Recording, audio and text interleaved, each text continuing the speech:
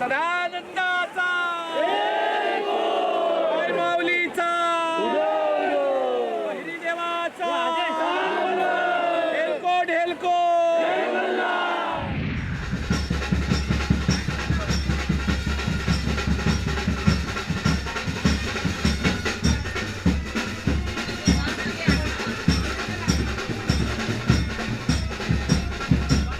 नारळी पौर्णिमांचा हा पारंपरिक सण आहे.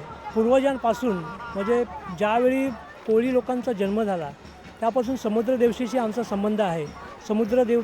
समुद्रदेवतेबरोबर समुद्रात आमची लोकं मासळीला जातात, धंदा करतात, मासेमारी करतात. त्या मासेमारीसाठी पावसाळ्यात समुद्र खवळलेला असतो. हा समुद्र खवळलेला शांत करण्यासाठी, त्या समुद्रदेवतेला शांत करण्यासाठी आम्ही सोन्याचा मुलामा दिला नारळ हा पूर्वीपासून पारंपरिक रीतीने आम्ही साजरा करतो.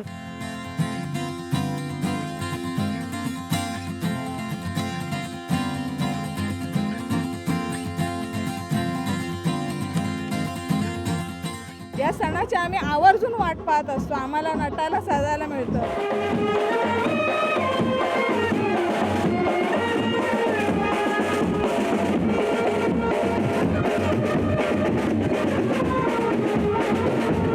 नारळी पौर्णिमा हा सण आमच्या कोळी लोकांचा पारंपरिक गोड पद्धतीने स्वीकारला जातो. आणि गोड पद्धतीने म्हटल्यानंतर कोण शिरा करतो, कोण करंजी करतो, कोण पुरणपोळ्या करतो.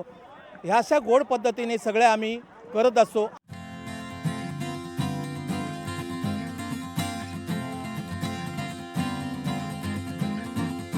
परंपरेने नटलेल्या यांच्या पौर्णिमेच्या सणाला खऱ्या अर्थानं आमच्या कोळी बांधव भगिनी त्यांच्या पूर्वपरंपरा असलेल्या परंपरागत संपूर्ण अशा एकंदर वेशभूषेसह त्या ठिकाणी समुद्र राजाची पूजा करून त्याचा आशीर्वाद घेण्यासाठी, कारण शेवटी संपूर्ण जीवनमान हे त्याच्यावरती अवलंबून असत.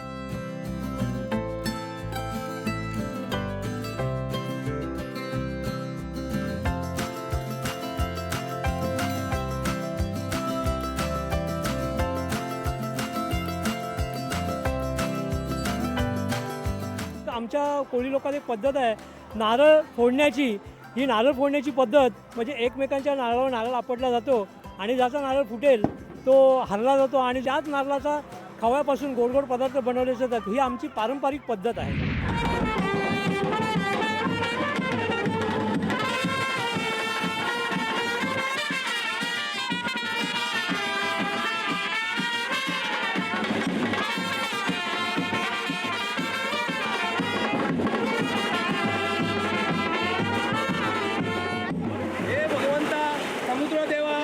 हे आज तुला आम्ही नारळ अर्पण करतोय.